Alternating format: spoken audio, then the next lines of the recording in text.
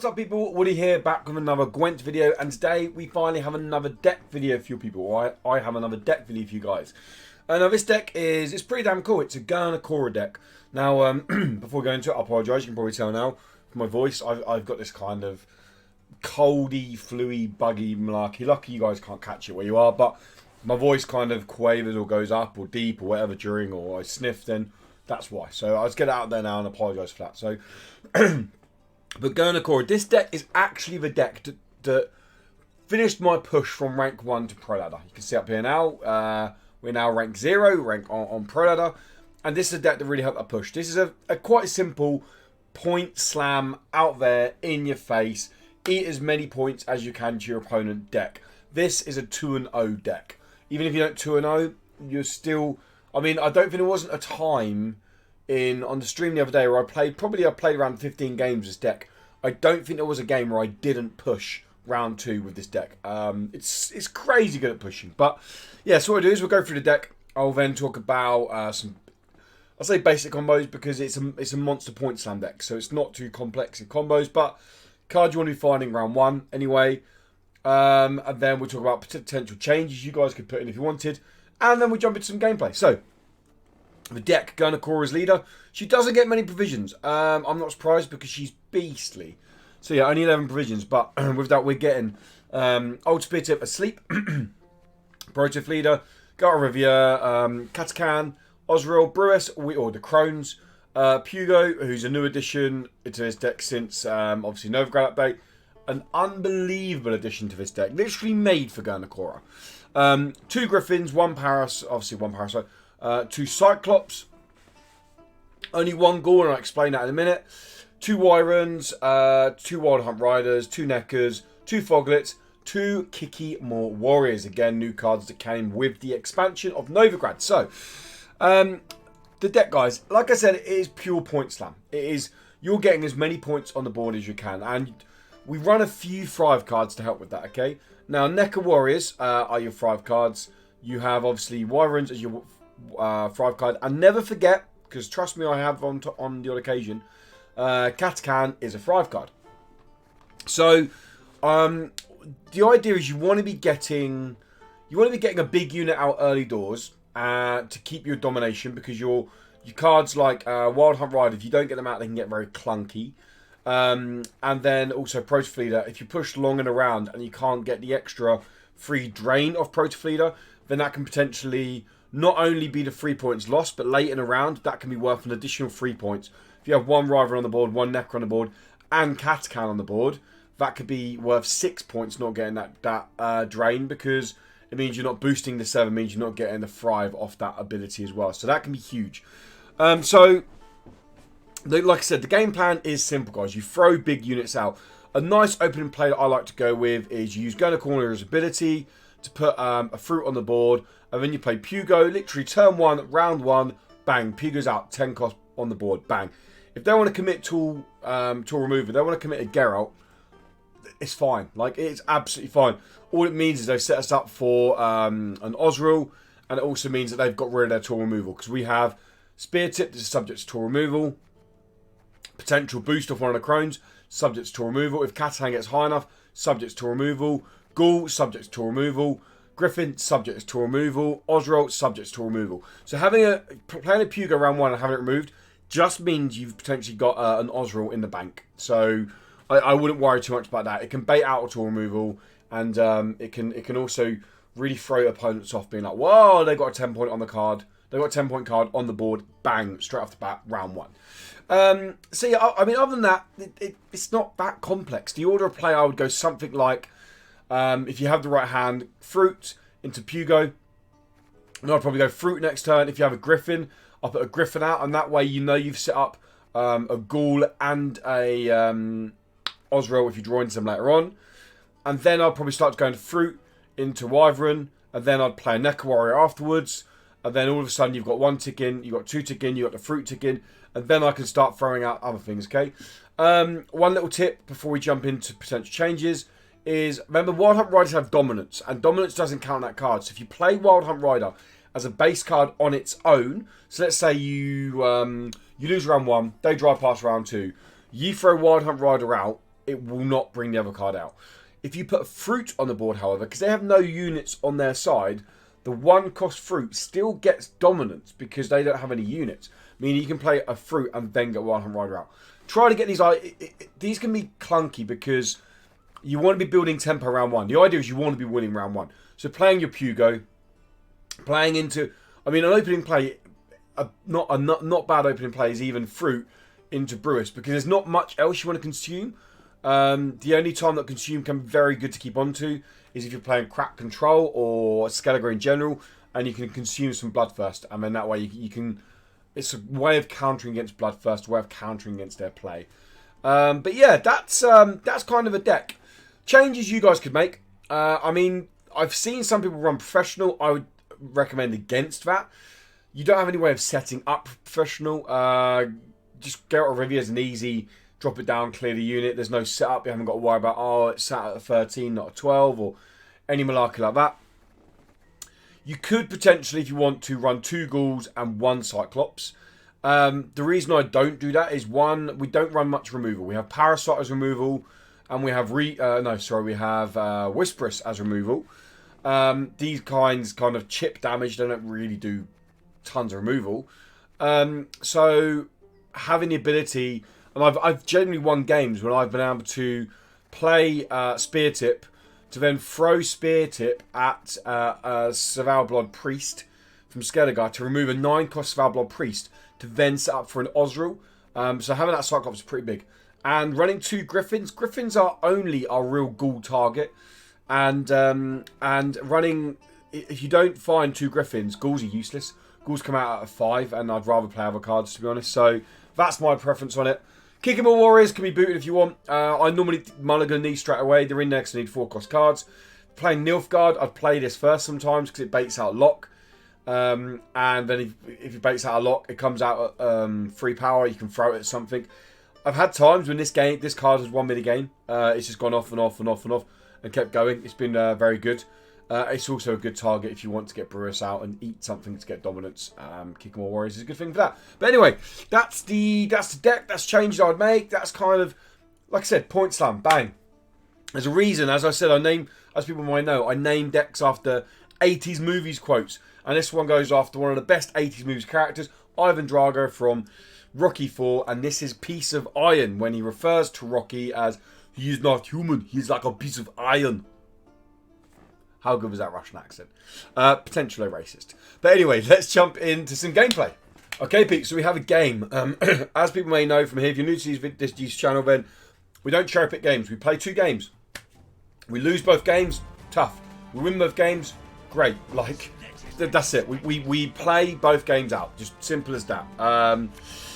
Okay, so we have Pugo, opening turn, brilliant. We have a Griffin, opening turn. Opening round, brilliant. So we've got set up on our Ghouls and our Osriel. We have this to Finn, which is good. We have Brewis to get out as well, which means we get a proc on this. Griffin is pretty good to remove some stuff. I don't think Geralt gets much value this game. Maybe if they're running a Sea Jackal. Overall, I'm pretty happy. We can mulligan this and see what we get. There we go. I'm pretty happy with this hand. Pretty damn happy, like. So especially against, so they're running a 12. So this is going to be for Royal Decree,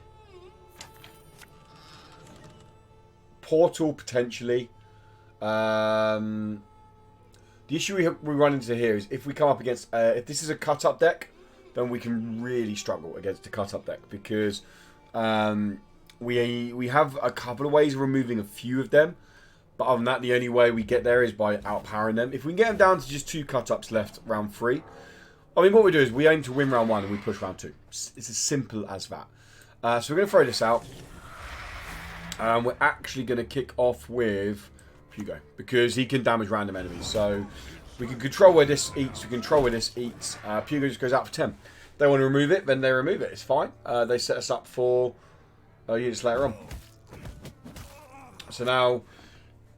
Like I said, simple plan. Point, slam the hell out of it. Never forget Gernicora's Fruit as well, guys. This is like vital, okay? So now we're going to play Gernicora's Fruit on the front row.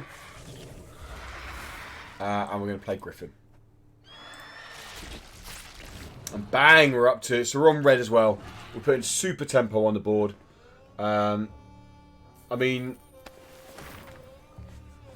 okay, they're going to move it. They're going to get a full bank. It sets us up for a goal. It's not the end of the world. We're going to put Gerni fruit out. And we're going to eat this.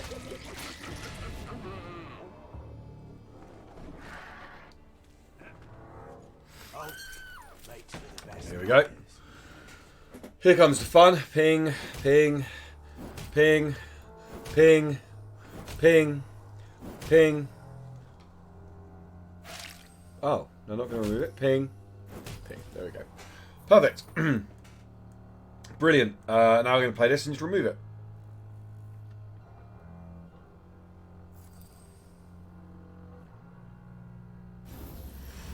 Oh, that's fine. We will put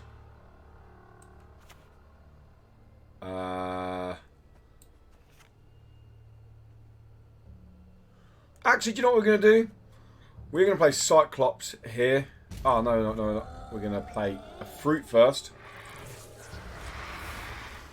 Then we're going to play Cyclops here. And we're going to throw Cyclops to this thing. Clearly wants it alive. So, we keep the pressure on. We still have dominance. It's not the end of the world.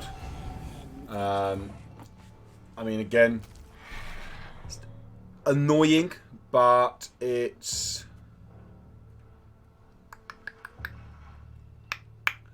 I mean, we push on even. It's as simple as that. They want to win round one. So, I think what we're going to do here is we're going to boost...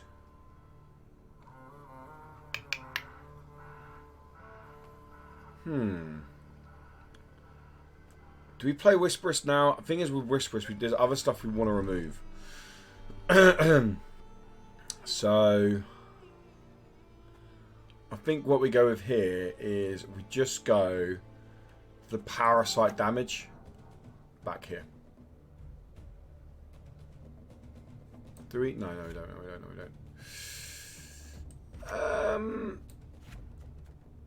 Yeah, we do. Parasite damage back here. The other option we have is put Parasite on this. The issue with doing so... Okay, there you go. That's fine. We take round one. So we need 7 points. No, we don't. We need 8 points. This gets us the game, the round. There you go. And now we push. Simple as that. So we want to draw Osriel now. Because we have Osriel target. Griffin's not bad at all. Both Wild Hunt Riders is not good. Kickamore Warrior is not the best either. Okay, so we still push because we have some pretty good units in hand to push. We're going to open with Griffin.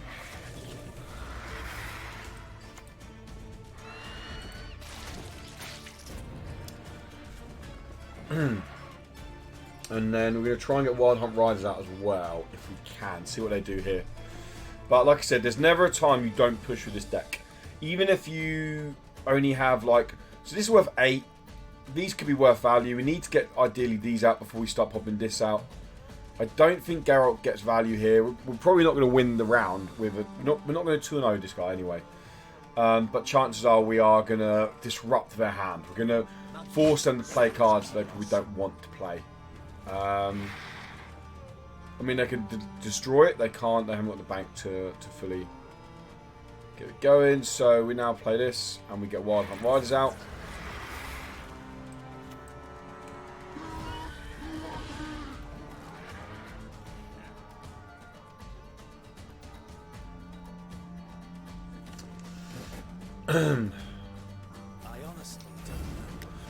Okay, we now remove that.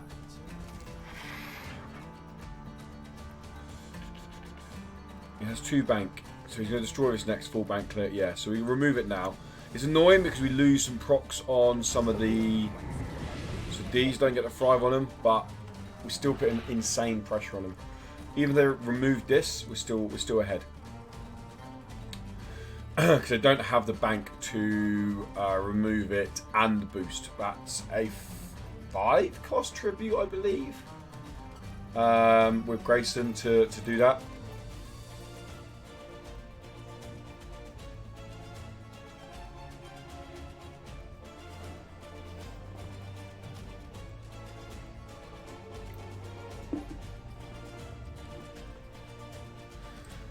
Also, we don't actually know they have bounty in hand, to be honest. Even if they drop. They play thingy now. Okay.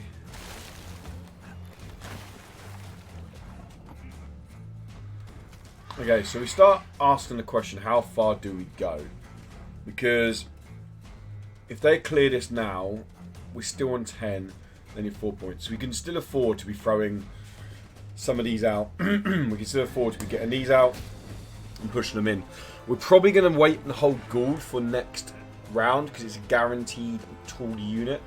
And with Fruit, Gould's worth 10 points. So, there we go. So we did have the bounty to do so. That's fine because now we have literally they've given us a Geralt target. So now we can actually push quite happily now. And I'm pretty sure So we play Geralt next. And we'll see what comes of that. I'm assuming they're going to be pulling Ewald. Oh, okay. That was bizarre choice by them, but okay. So we play Geralt. And we see what they do. We see what they play. If they spend coin, we see what coin they've got left. Because we have... Getting this out now is 9, 10, 11, 12. It's worth 12 points. So, the fact they probably have Ewald. So they played Royal Decree, didn't they? So the fact they've played Royal Decree means they probably... I very much doubt they're running Renew. So Ewald is in their hand, I'd assume. They've put on this. So if Ewald's in their hand, he comes out and boosts it to full bank. He clears this to get full bank back and then starts running Riot. This goes by 12, so this puts us up to 30.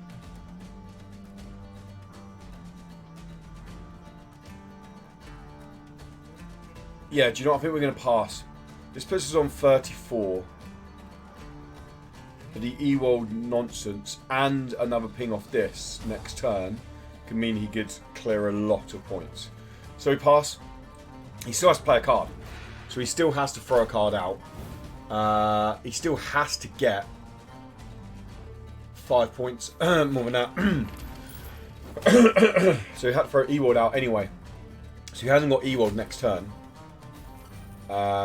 He has got 4 coins in the bank next turn. I will be amazed if he's running Royal Decree. I mean, he could be running Royal Decree because he still has leader ability, right? I'm pretty sure he still has leader ability, and this is a very jank hand. I mean, Osro would be lovely right now. Oh my god, okay. I mean, look, we could have got this, we could have got this, we could have got this, we could have got this. This is 11, this is 9, this is 7, this is 11. And we didn't get any of them. So we might end up losing this game. Purely because we just had nothing.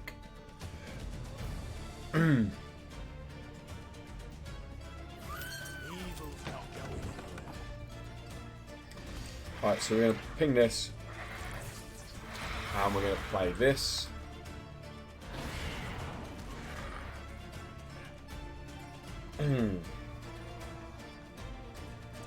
Does he have any more bounty cards in hand? That is the question. I cannot believe we didn't get any of these cards.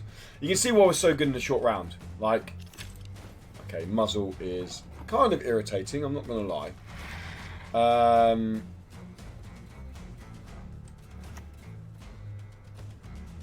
This thing doesn't even have reach either, does it? It's insane. How does it not have reach? It's fine, we'll pop this back here.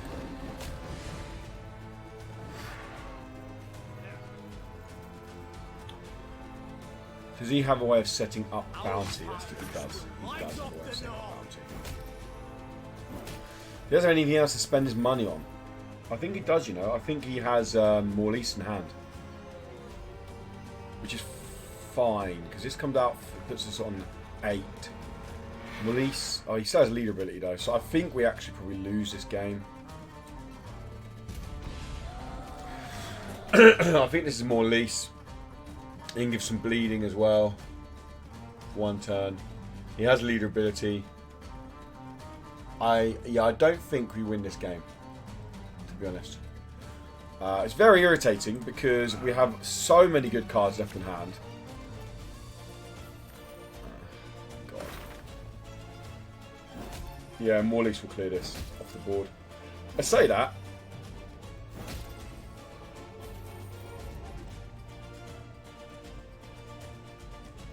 Is it Morleys? Yeah. He wins by 2 points. Which is extremely irritating. Any other cards, guys? Come on, look at this. Any one of these would have been... If we had Osriel, we would have won, like, the last play. Oh, he wins by... Yeah, wins by... 1 point.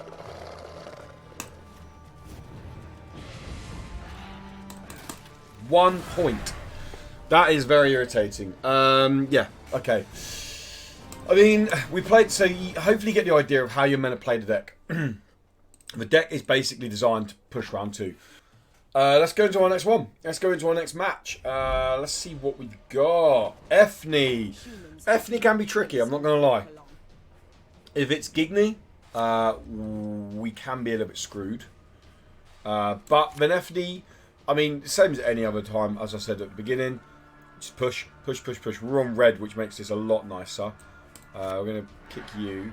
I mean, we're going to save one of the Griffins. They're going to run tool removal. We know that. Efni's going to have a tool removal card in her deck. I'm 99.99999% sure of that. So, we don't have an Osriel target kicking off, which is annoying, but we do have Osriel. So we're going to open with Griffin. This is going to be our card here.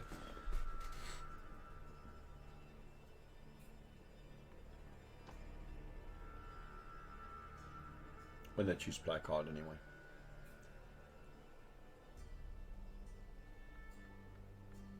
Maybe they're not there. Maybe we get an auto win because they're going to just time out. Oh no, they're there. There they are. Oh man, it's opening turn. It's not that hard. Wake up, dwarves! I mean, it's literally what anyone else would do. So I don't know why it took them so long to work that out. So normally with Efni, you very rarely 2-0 Efni because the likes of Skags, the likes of Great Oak, they come out and get big points. But if you lose round 2, even if you lose round 2, a card down, and they have played Milva, they've played Skags, they've played Gabor, and they've played Great Oak, there really isn't, and they're all and they've played their in-hand buffs. There really isn't much to be worried about. Round 3, like, even a card down, it's still very easy to get a win against Efni because a lot of her cards have lost tempo. Her big cards have gone. Like I said, the thing is, if they are running something like a Gigni, you need to be careful. The only reason I say it is because I'm currently playing an Efni Gigni deck and I find quite a lot of success with it. I mean, it's fine. We've respawned the fruit. The thing about Efni is she wants last say. She's either going to push insane amounts here, or she's going to get out relatively early. So we're going to prop you down because we can throw you next turn with Cyclops and get some more finning out. So the double finning is really nice. If people are wondering why we don't run Naglifar, no. If you get both fins out round 1, even if you get one out round 1, one round 2, it's pretty nice. It gets your deck down quite quick. It makes the deck quite fast. So that's quite nice. So we're going to throw Cyclops next. Probably out one of the dwarfs, get full value off of it.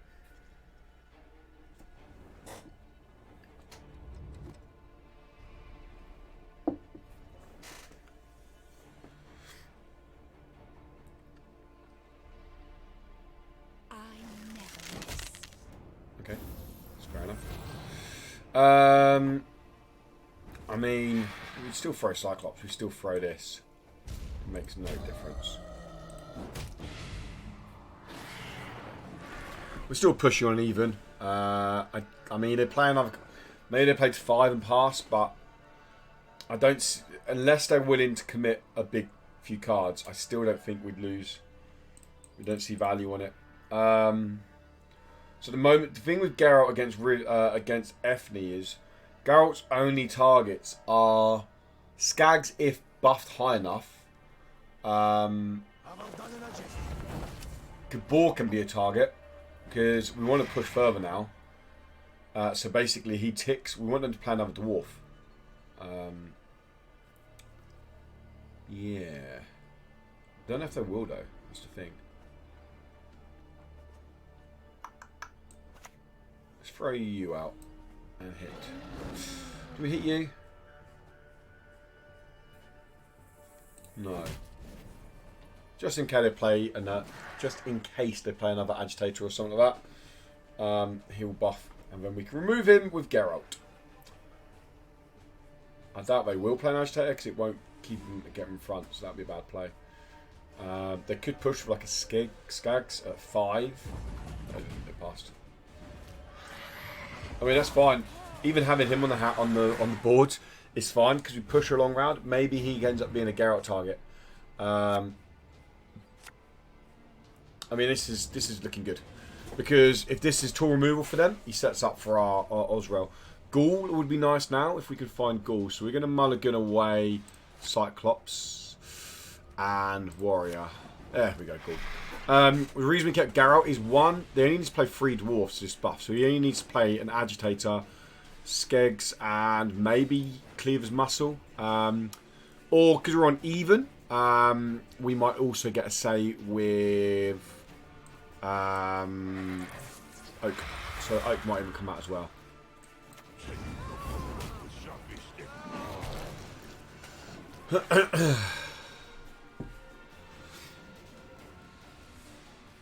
Alright, we're going to pop the road lines up just so we know what the rows are at.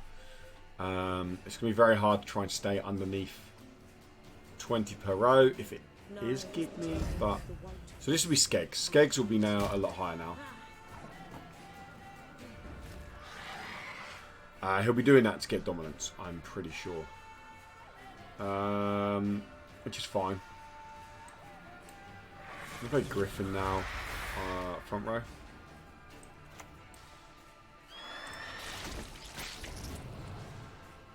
So I'm pretty sure Skeggs is going to come out at a 9 now. He was at a 5, he's now at a 9. He's going to clear this guy back row, which is fine. Because I played Geralt, fine. Skeggs would be at a 9 if he's put both Agitator and Ifleen on Skeggs. He's at a 9. But his tool removal's gone, which is good. That's always nice.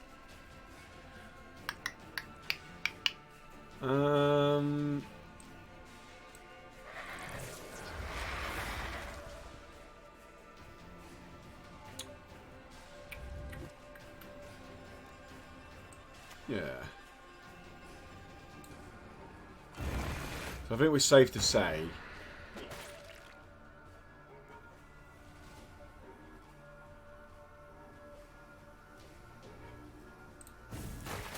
that it's potentially not a Gigny deck because Geralt can very much be contradictory to what Gigny is trying to do. So I'm very sure it's not a Gigny deck.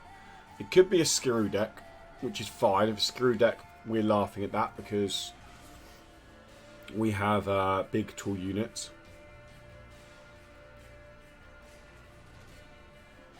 So next play is, there we go, Cleaver's Muscle. That's not a bad thing. Why does he keep removing our fruit that's going to come back? I have a feeling it is a Skiroo deck. And he's trying to set it up.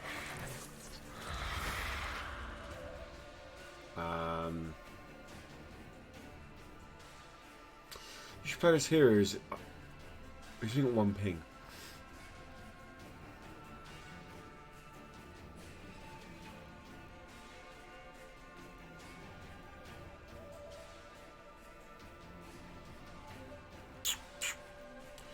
We're going to play this, you know. We're going to play Whisperous.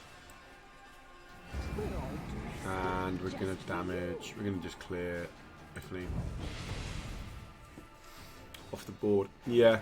My issue with playing Gould here is it means he's got 7, 8, and 9. He's got 1 ping, so maybe if he runs it to 2 8s. He shouldn't be running something like Scorch. He shouldn't be running something like Gigny because... why wouldn't he lock that? Okay, so the fact he's put out the 7s has made me a little bit weary, I suppose.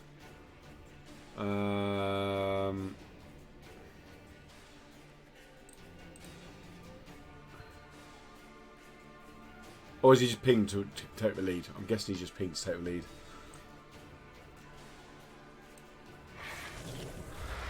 So he's played his tool removal. We're going to put some big pressure on now. We still have a lot of good cards to draw into. Although we saw in the last game, that's not always the case. It doesn't mean you get them. We're going to drop this here, and we're going to eat Pugo now and get some big tempo on the board. And that's probably going to hopefully force out their Oak. If they want to stay in the game without going a card down. Skeg's doing a 7. Why can't he be a... Okay, so it could still be something like a Gigny.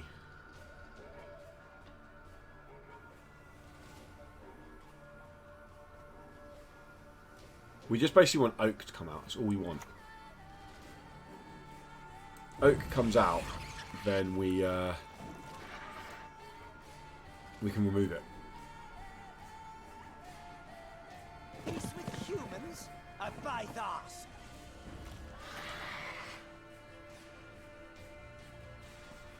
I mean, we're here now. We have to. I feel like we have to commit. So we're gonna play this.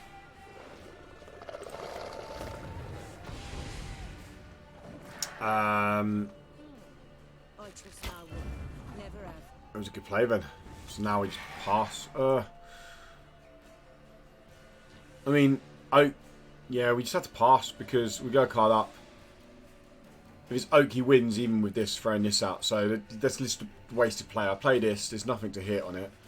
Oak wins no matter what. So we just pass.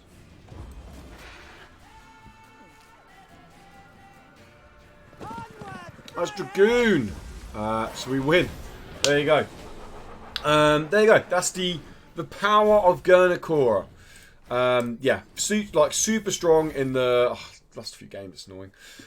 Super strong in the second round push. And yeah, just kind of push, completely throwing them out there. And it really messes up people's feng shui, I suppose, is what I was trying to say. But you saw from the first game, we did lose the first game. But come on, guys, I cannot believe our card draw. Just one of those cards. We lost by 1 point. But we got in that position because we pushed round 2. This, like I said, try this deck out. I'm playing it on Pro Ladder. I say I would. I had a good run with it, but now it's starting to stagger a little bit on Pro Ladder. There's a lot of control on Pro Ladder. Lots of tool removal coming out at the right time. Yeah, but if you're not on Pro... I mean, give it a go on Pro Ladder if you want to. If you're not on Pro Ladder and you want to play it lower down the ranks, I think this deck would run riot, honestly. This deck would absolutely run riot. But remember, 2 and over. Even if you get a bad draw, you should have something that you can get big tempo on the board. Gerni's Fruit gives you, like, thrive every single turn if you want it. So, yeah. Just go out and 2 and 0 people. Guys, it's fun. Trust me, 2 and 0 people is fun, especially Effney. Anyway, that's the wrap up, guys. Thank you so much for stopping by. Thank you so much for checking the video out. If you like the video, then give it a little like. It makes me smile. It makes me happy. And to keep us saying more Gwent content, make sure you subscribe to the channel. Also, if you hadn't heard yet, guys, there is a Gwent podcast starting soon. A new Gwent podcast called What's Up Gwent, where I will sit down with other members of TRS or Team Rankstar, and we just chat about Gwent. We'll talk all things Gwent. We've got topics to cover and all things like that, and eventually we'll spread out and get more guests on the show. But yeah, they will be going on podcast services and on YouTube on this channel. So if you want to keep up to date with What's Up Gwent, guys, make sure you subscribe to this channel as well. But anyway, thanks so much for stopping by, guys. Have a great day, morning, evening, whatever it is, wherever the hell you guys are. And until next time, goodbye.